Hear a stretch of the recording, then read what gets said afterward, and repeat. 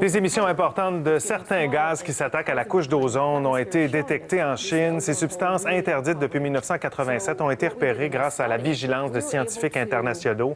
On parle de ce problème à la chronique Science avec Renaud Manouguera-Gagné qui est avec moi. Renaud, on croyait que les menaces pour la couche d'ozone étaient chose du passé. C'est pas le cas, là. Ouais, non, malheureusement, non. Je pense qu'il y a des choses qui reviennent nous hanter comme ça dans la vie. Donc, ce qui a été annoncé cette semaine, c'est qu'il y a certaines régions industrielles du nord-est de la Chine qui émettent jusqu'à 7000 tonnes par an d'un gaz qu'on appelle le CFC-11. Donc, ça, c'est un produit qu'on utilise pour, par exemple, la fabrication d'isolants pour maison.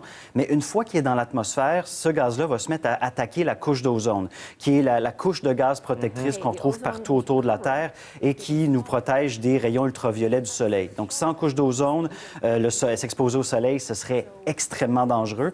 Et dans les années 80, on a découvert que les émissions de CFC faites par les activités humaines, ça avait aminci une énorme région de la couche d'ozone directement au-dessus des pôles.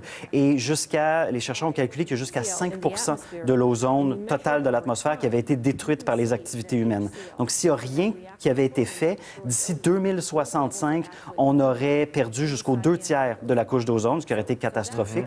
Heureusement, on a mis en place le protocole de Montréal, qui est un traité international qui maintenant a été ratifié par tous les pays des Nations unies et qui leur impose de réduire leurs émissions de CFC et de les éliminer complètement.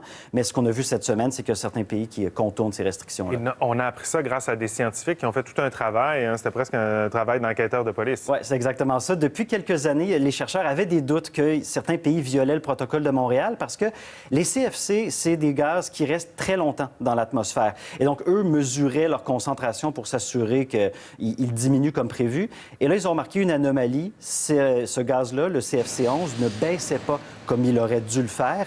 Donc ça voulait dire que quelque part dans le monde, il y avait des pays qui avaient recommencé à en émettre. Donc là, les chercheurs ont traversé des échantillons d'air qui provenaient de stations partout à travers le monde entre 2008 et 2017. Ils ont fini par, dans la plupart des cas, ces échantillons-là montraient que le CFC diminuait comme prévu. Il y a une station au Japon qui ne suivait pas cette tendance-là et il y en a une autre en Corée du Sud qui, elle-même, allait en direction inverse. Donc là, en analysant la composition atmosphérique, les trajets, en fait, de ces gaz-là dans l'atmosphère, les chercheurs ont fini par identifier que ces gaz-là venaient du nord-est de la Chine. Est-ce qu'il y a quelque chose qui est fait en ce moment ou qui va être fait pour arrêter ça? Oui, des enquêtes sur le terrain ont permis d'identifier certaines des usines fautives. Donc, les propriétaires de ces usines-là disaient soit qu'ils n'étaient pas au courant de la réglementation, soit ils utilisaient le CFC parce que ça leur permettait de faire des produits qui coûtaient moins cher. Donc, les autorités chinoises disent qu'ils ont fermé ces usines-là et arrêté les personnes fautives. Là, il reste à savoir où a été produit le CFC, parce que pour éviter que ça se retrouve dans d'autres produits industriels. Et l'autre problème, c'est que les usines qu'on a identifiées en Chine, ça représente seulement la moitié des émissions de CFC qui ont été détectées par les chercheurs. Donc, il leur reste à trouver cette autre moitié. Et là, pour l'instant, on ne sait pas encore quel pays est le fautif ici. Bon, puis on imagine que tout ça, ces gaz-là, ralentissent la guérison de la couche d'ozone.